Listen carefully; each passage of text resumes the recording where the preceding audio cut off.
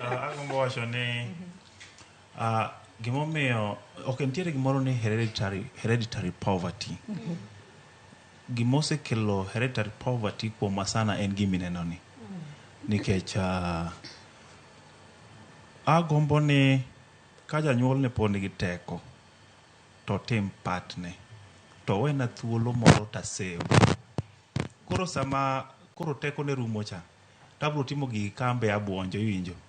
Nikech sani nwawuoyo nwadwaro blessings ka ng'wenyora sana ma gimoro matin mane an go achiwo ne janyuol ma koro amba dong' nono to kata kodwa romo kode dala to blessings mana gombo na yudo ka ok awinj ka onge mor moro amora kanyo.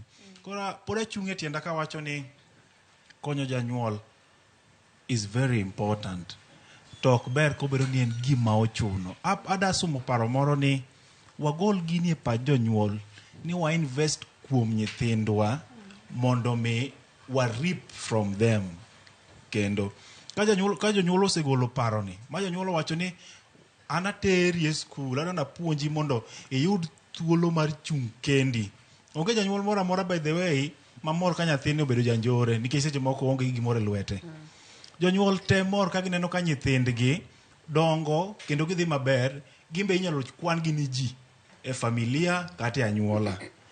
Ma bro timore ka giyudo empowerment. Koro nawacho ni ka iseyudo thuolo ma janyuol oteri e skul miyudo tiji moro to waduoko lwetwa to kiyora chune mondo mi mor obed kuom janyuol to mor obed kuom nyathi. Mane ka familia nitiere gi mor.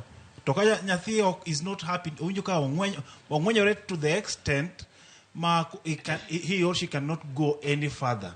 Nyathi ni onge gi mor e chunye, mane pacha. Anya wacho point ni, don't talk about the whites, talking about